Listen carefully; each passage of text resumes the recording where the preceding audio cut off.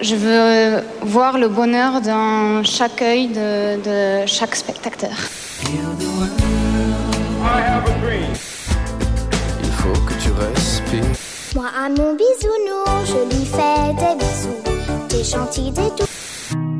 Et si on considérait que l'économie sociale et solidaire, c'est celle de demain, et que l'engagement, c'est la vie et la norme, celle qu'il faut changer. Pour changer la norme, justement, il faut commencer par se parler et par en parler normalement. Je suis Flavie Després, je suis la directrice associée de Care News et depuis 4 ans, je rencontre celles et ceux que l'on appelle des acteurs de l'engagement. Ils en ont fait une reconversion, ou leur carrière, dans la création de valeurs, les vraies, celles qui respectent l'environnement, la santé, la cohésion sociale et territoriale. Pourtant, ce sont des gens normaux, ce ne sont ni des bisounours, ni Gandhi, ni des danseuses du président, ni des militants zadistes. Ils ont des coups de génie et des coups de blues. Ils gèrent de l'humain, salariés, bénévoles, clients, investisseurs. Ils suivent des objectifs et font régulièrement les comptes. Ils ont des amis, des amours et des emmerdes. Ils s'appellent Fred, Lucie, Jean, Joséphine, Maud, Sylvain.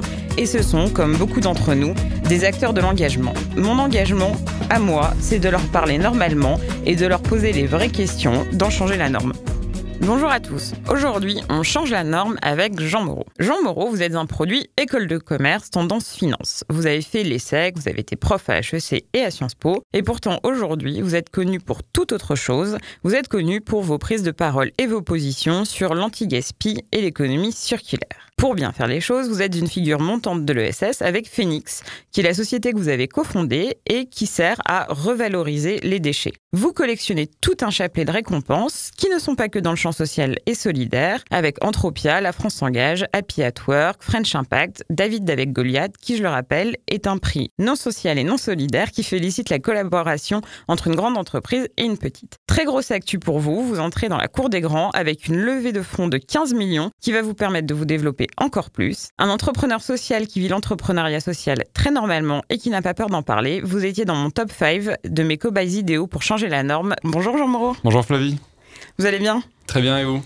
Bah écoutez, ça va bien. J'imagine que vous devez être heureux de la levée de fonds. Ouais, heureux, soulagé et puis content du signal que ça envoie à la fois pour nous et puis pour tout l'écosystème de l'ESS. Phoenix a une certaine couverture médiatique. Il y a des questions importantes aujourd'hui sur l'anti-gaspi, sur l'économie circulaire, sur qu'est-ce qu'on fait de tous ces produits, ces aliments, ces vêtements, ces objets qui ne sont même pas consommés ou touchés. Alors, le business model de Phoenix est basé sur le recyclage, le réemploi et la redistribution. Mais comment ça marche concrètement ? Alors, c'est le principe de base. Et notre vision, c'est qu'on veut transformer l'invendu, le déchet, de ce qui est aujourd'hui un poste de coût. C'est-à-dire ça coûte cher de détruire, d'incinérer, d'enfouir, à un centre de profit, entre guillemets. Donc, on a vraiment une vision économique qui est en parallèle de la vision écologique et sociale de Phoenix. Donc, nous, comment on gagne de l'argent ? On dit à nos clients, on va prendre par exemple un distributeur, que ce soit Intermarché, Franprix, Super U, Casino, Biocop, peu importe. Mettons qu'il y ait une palette de biscuits ou de briques de lait qui périme dans 2 jours. Cette palette, mettons qu'elle vaut 100 € de valeur marchande.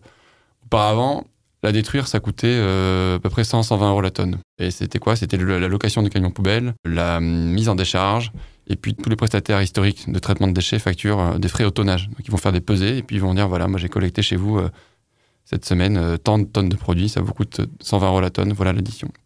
C'était la situation avant Phoenix. Nous, qu'est-ce qu'on fait ? On détourne des produits de la poubelle pour les donner au Restos du Cœur, à la Croix-Rouge, au Secours Populaire, au Secours Islamique, à la Banque Alimentaire.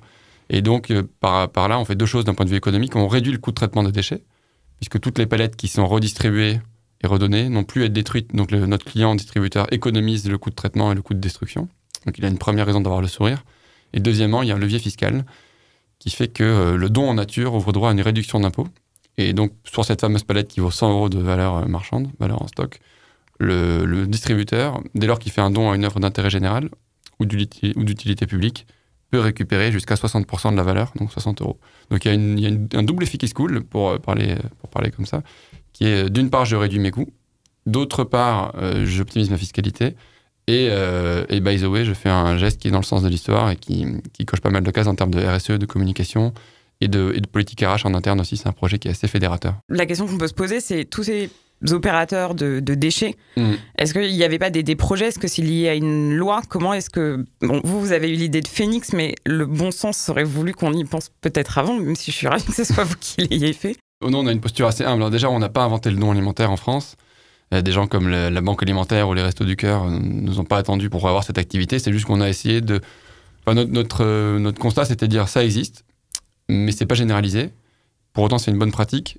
Quelques magasins le font, les banques alimentaires font des collectes, le Resto du Cœur aussi, mais c'est pas systématisé, c'est pas optimisé, c'est pas professionnalisé à 100%, et c'est pas digitalisé. Donc on a essayé de dire, nous on se positionne comme une sorte de banque alimentaire 2.0, et on va dérouler cette bonne pratique, mais qu'on n'a pas inventé. Hein. C'est pas de l'innovation radicale, c'est ce qu'on appelle de l'innovation incrémentale. On a fait un constat et on a mis l'énergie pour le déployer à grande échelle et en faire le nouveau standard dans la distribution.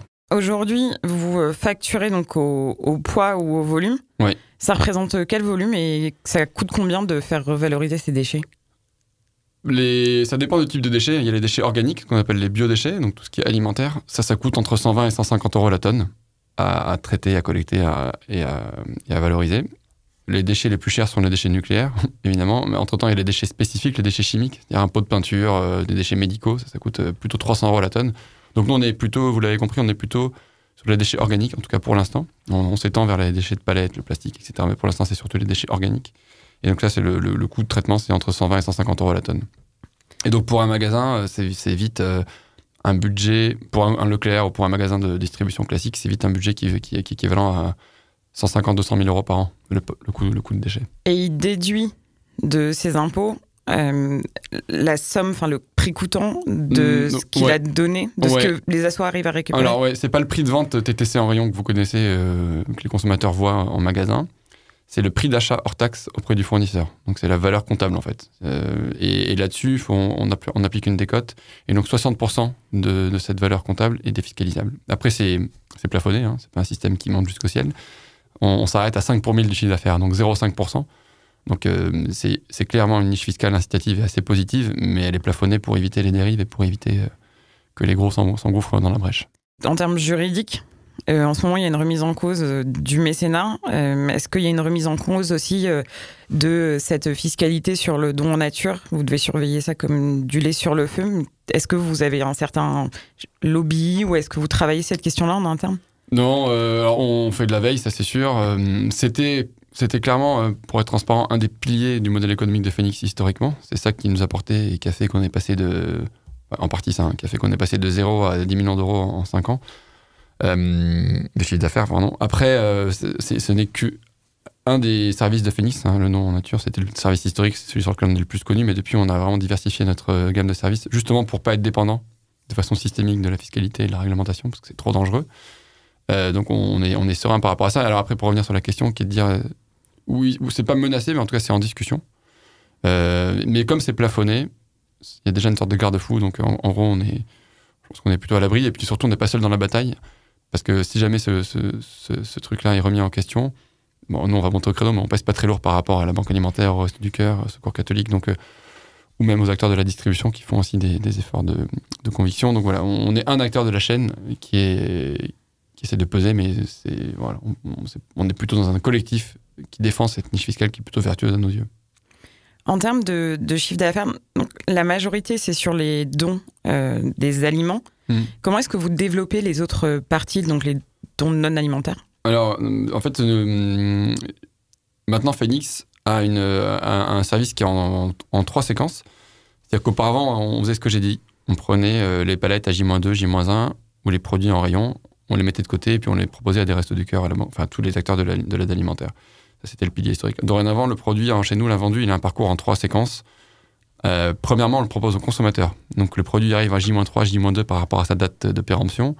On le propose au consommateur avec une réduction, en disant, voilà, ce produit est en date courte, il périme bientôt, donc on le promotionne à moins 30, moins 40%. Et ça, on le fait soit directement en magasin, avec des espaces zéro gâchis, des bacs physiques, soit avec une application mobile qui connecte le magasin et les consommateurs pour venir faire des bonnes affaires contre le gaspillage. Donc la première brique, c'est le conso. En 2, si le conso n'a pas voulu du produit, avec une réduction, on le propose aux associations. Et donc ça, c'est ce que j'ai décrit, c'est notre métier historique. Et en troisième temps, si jamais ni le conso ni l'asso n'ont voulu du produit, on le propose à des animaux. Donc les fruits et légumes écrasés, les paquets de chips qui ont été éventrés, les conserves qui sont cabossées, tous ces produits un peu déclassés en magasin, qui ne sont pas comestibles par l'homme, on va les donner à une ferme, un parc animalier, un centre équestre, une porcherie. Et donc notre nouvelle promesse et notre nouvelle ambition, c'est de dire, avec ces 3 filières, on constate qu'on arrive à faire converger les magasins vers du zéro déchet. puisque tout est parti en amont, soit vers le consommateur, soit vers l'asso, soit vers les animaux. Et donc, dans la poubelle de déchets organiques, il n'y a plus rien. Et donc, ça, c'est vraiment notre nouvelle mission, c'est accompagner les magasins vers le zéro déchet. Et sur les déchets non alimentaires ? Alors, c'est moins intuitif, parce que les gens associent très souvent gaspillage avec alimentaire. C'est une sorte de connexion mentale qu'on fait de façon intuitive. En réalité, du gaspillage, il y en a sur toute la chaîne, et notamment dans le non alimentaire. Alors, on travaille avec des bricolages, des services de bricolage, par exemple, Leroy Merlin, Brico Marché, Brico Dépôt. Et qu'est-ce qui se passe chez ces gens-là ? Il y a les mêmes problématiques, c'est-à-dire des fins de stock, des peintures qui sont déréférencées, des fins de promo, des liquidations d'entrepôts. Sur des produits non alimentaires comme du mastic, des colles ou des glues, il y a aussi une date limite d'utilisation, au-delà de laquelle le produit va perdre en qualité chimique et technique. Et donc ces produits, on les donne à les compagnons bâtisseurs d'Emmaüs pour des logements sociaux, pour faire des formations, pour faire de la réinsertion. Donc c'est clair que le gros du business est dans l'alimentaire, mais pour autant, dans le textile, dans plein d'autres secteurs, il y a aussi des choses à faire. On dit souvent que le meilleur déchet, c'est celui qu'on ne produit pas. Si tout le monde se met à jouer le jeu, comment est-ce que vous allez, vous, évoluer ? Parce que moins il y aura de déchets et moins vous aurez de choses à traiter.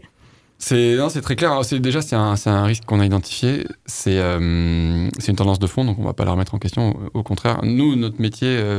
en fait, on est une entreprise sociale, donc à la limite, si jamais on arrive à faire en sorte qu'il n'y ait plus de déchets, on s'autodétruit. Mais c'est aussi un peu le but, quoi. Une entreprise sociale, elle poursuit une mission, et à la fin, on est content si... Enfin, moi, je pense que si jamais il n'y a plus de déchets sur Terre ou en France, je pourrais dormir tranquille, on aura peut-être une statue à notre nom avec mon associé. Donc ça sera une bonne compensation d'avoir perdu la boîte. Mais non, pour être sérieux, nous cette tendance-là au zéro déchet, nous, c'est vrai qu'aujourd'hui, la limite du modèle Phoenix, si je suis transparent, c'est qu'on est une très bonne solution pour gérer et traiter le déchet en aval, une fois qu'il est constaté, avec nos 3 filières, le conso, les assos, les animaux. On n'est pas encore dans le zéro déchet au sens où zéro waste l'entend, au sens où vous venez de le dire, c'est-à-dire la réduction à la source, mais on y vient, parce qu'en fait, on s'aperçoit que notre plateforme, qui connecte les magasins et les repreneurs, elle sert aussi d'outil de pilotage. Et si depuis 6 mois, tous les lundis matins, on s'aperçoit que le magasin X de Roy Malmaison a balancé 3 palettes de yaourt à la fraise, bah on va lui dire, écoute, le mois prochain, essaye d'en commander moins. Et donc notre métier, en tout cas, il est en train d'évoluer vers un pilotage plus fin des approvisionnements, des achats, justement pour remonter la chaîne de valeur et aider les magasins à réduire les pertes à la source et pas juste à les traiter et les valoriser en aval une fois qu'elles sont constatées. Donc c'est un peu l'étape d'après de Phoenix, c'est en partie ça qu'on fait financer dans la levée de fonds aussi. En parlant de cette levée de fonds, donc 15 millions, oui. Une levée, alors vous n'aimez pas qu'on dise historique, mais il faut comprendre pour ceux qui nous écoutent que c'est la première fois qu'une entreprise sociale lève des fonds sur une échelle normale, enfin sur une échelle de start-up qui n'a rien de social. Et il y a plusieurs personnes qui disent que voilà, l'économie sociale et solidaire, c'est l'économie de demain et qu'il faut commencer à traiter les gens normalement, ce qui est le biais de cette émission d'ailleurs. Alors, une levée de fonds de 15 millions, c'est votre deuxième tour C'est le 3e. C'est votre 3e tour. Ouais. Vous êtes à combien de chiffre d'affaires, à 10 millions ? 10 millions d'euros sur 2018. D'accord, donc vous avez levé 1,5 fois votre CA annuel. Absolument. Alors, ça prend du temps. Qu'est-ce qui est rentré ? Qu'est-ce que ça intéresse d'investir dans une start-up comme Phoenix ? Nous, historiquement, on a fait 2 levées de fonds. Donc, nous, on s'est créé en mars 2014. On a fait un premier tour de table en juin 2015 où on avait levé à peu près 1 million d'euros avec un fonds qui s'appelle StarQuest Capital, qui était un fonds plutôt orienté green tech, c'est-à-dire solutions durables, mais pas très ESS, pas de coloration sociale en particulier. Et puis, on a fait un deuxième tour en 6 mois plus tard, en janvier 2016, où on a fait entrer Inco, ex-compteur de l'innovation, qui était vraiment un acteur de l'impact investing, parce qu'on voulait être en cohérence avec notre objet social. Et là, sur ce tour de table-là, donc moi j'avais des ambitions, hein. Je voulais qu'on fasse une grosse levée de fonds pour envoyer un signal, montrer que c'était possible et qu'on pouvait concilier ambition, croissance, attractivité et impact. Donc c'était dans le cahier des charges de la levée de fonds.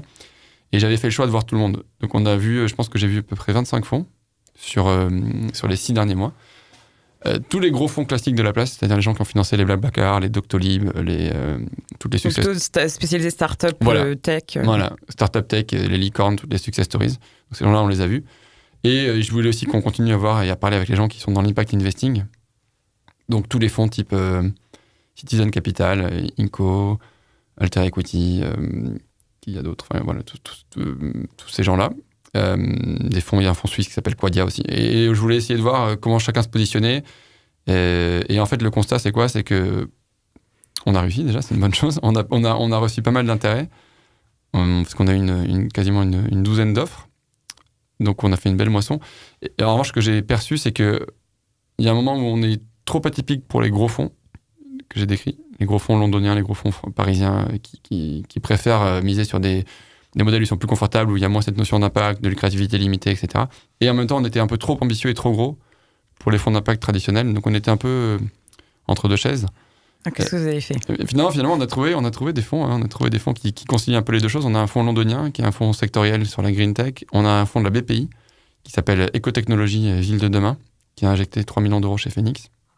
Et puis, il y a un fonds de la banque Arkea qui s'appelle We Positive Invest, qui est un fonds d'impact investing qui a mis 2,5 millions. Donc, voilà, c'est en train de changer. Mais assez fréquemment, les retours qu'on avait sur les fonds d'impact, c'était c'est trop gros, c'est trop cher, on ne sait pas faire. Et donc, j'ai l'impression que les fonds d'impact de la place parisienne aujourd'hui sont très bien et très pro pour des levées de fonds d'amorçage ou de changement d'échelle.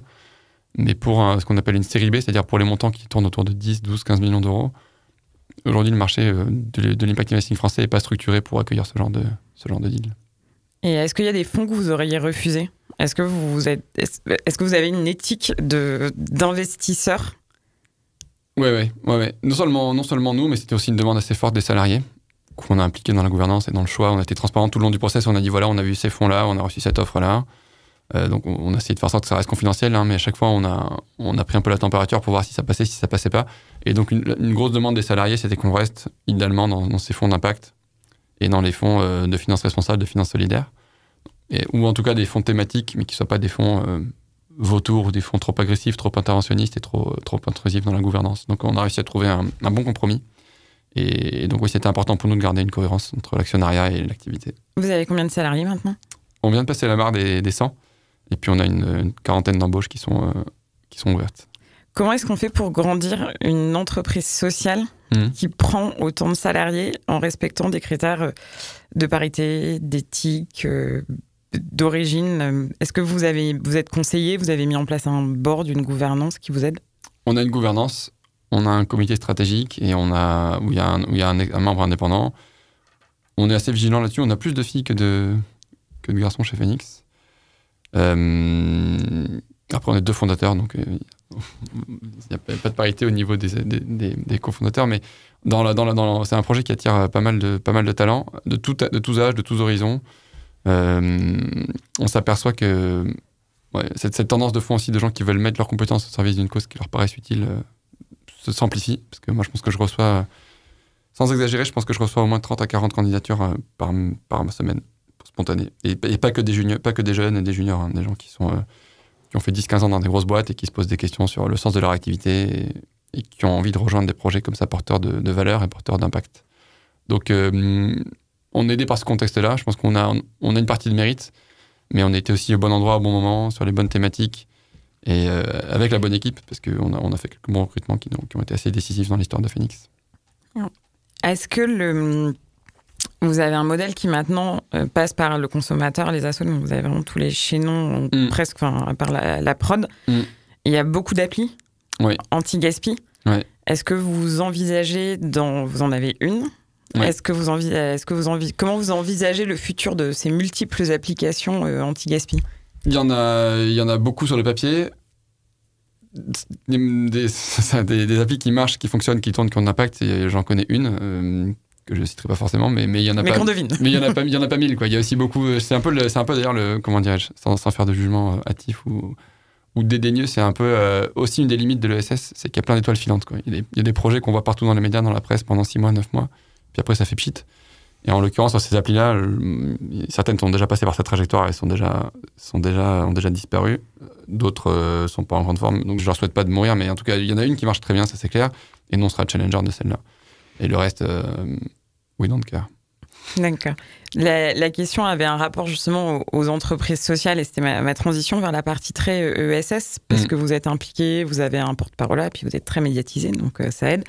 Est-ce qu'on est condamné en fait à avoir une multitude d'applis ou de petits projets un peu concurrents? Il y a très peu de fusions aussi dans le secteur, mais est-ce que si on était dans un secteur économique normal, où il y a peut-être un petit peu moins de subventions et un petit peu moins de bulles médiatiques, ça marcherait? Ouais, c'est une très bonne remarque. Le premier truc que je veux dire, c'est qu'il y a de la concurrence dans l'ESS. C'est pas un secteur de bisounours.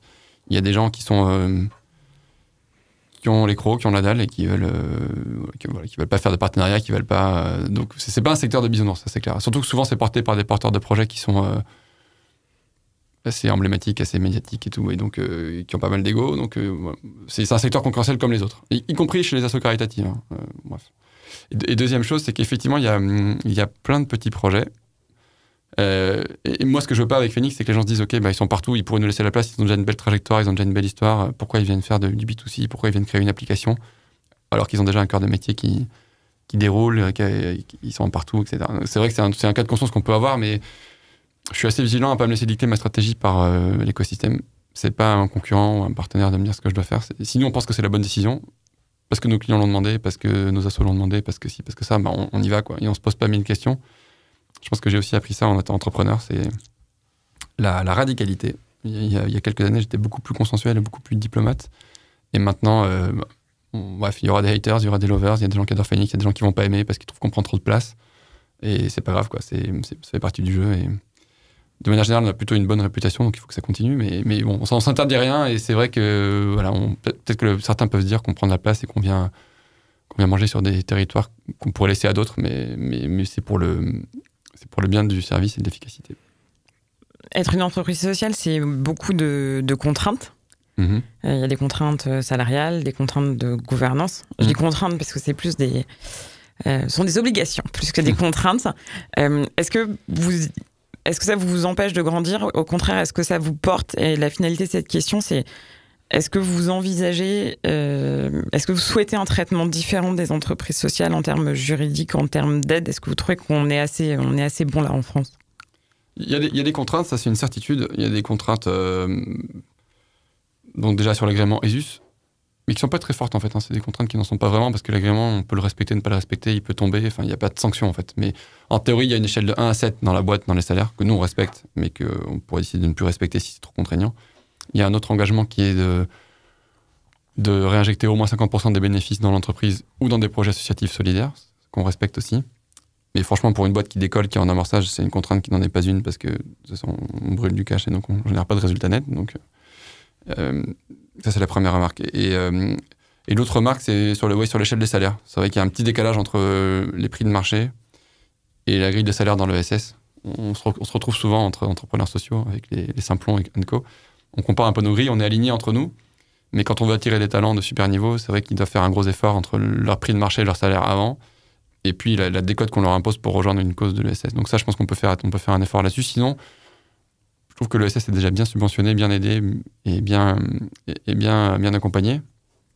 Et un truc qu'on pourrait faire, c'est que l'État ou les collectivités soient plus exemplaires dans la commande publique responsable. C'est-à-dire que moi, je préfère que l'État soit un client plutôt que l'État soit un financeur de Phoenix. Je préférais que le ministère de la Culture travaille avec nous sur tous les déchets des musées plutôt que de donner des subventions. Je préférais, et ainsi de suite. Quoi. Moi, j'attends pas de l'État qui soit financeur, j'attends plutôt de l'État qui crée un cadre réglementaire favorable aux ESS et que lui-même joue le jeu en ouvrant leurs appels d'offres internes ou externes d'ailleurs à plutôt des structures à impact social qu'à des structures classiques. Ça change rien d'être une entreprise sociale quand vous répondez à un appel d'offres? Non. En général, maintenant, il commence à y avoir des critères de ce qu'on appelle la RSE développement durable dans les appels d'offres, mais c'est même pas 5% de la notation finale, donc c'est des critères qui sont plutôt des critères vitrines que des critères qui pèsent vraiment dans la décision. Donc ça change pas grand-chose. Eh bien, sur ces bonnes paroles, Jean Moreau, on va se prêter, vous allez vous prêter à un exercice de fin. Le but du jeu, c'est de répondre rapidement et du tac au tac à quelques questions qui n'ont rien de méchant, je vous rassure. Alors, l'homme ou la femme politique que vous aimeriez convaincre? Peut-être Édouard Philippe, parce que c'est maintenant que ça se joue. La licorne que vous auriez aimé inventer? Licorne française, je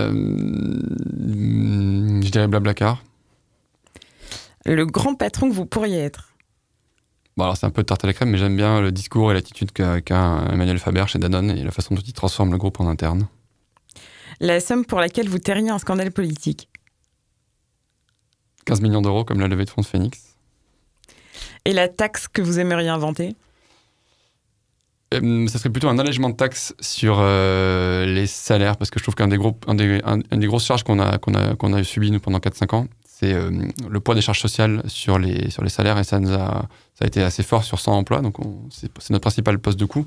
Donc si on pouvait... en fait, il existe un dispositif qui s'appelle le statut d'entreprise innovante, JEI, et pour les entreprises innovantes dans la tech, elles ont un dégrèvement de charges sur les salaires, et j'aimerais que cet allègement de charges soit appliqué en miroir aux boîtes qui ont un impact social et une innovation sociétale ou environnementale. Donc un allègement de charges sur les salaires pour créer plus d'emplois plus vite, sans trop de contraintes de trésorerie. Merci beaucoup Jean Moreau. Merci Flavie, à bientôt.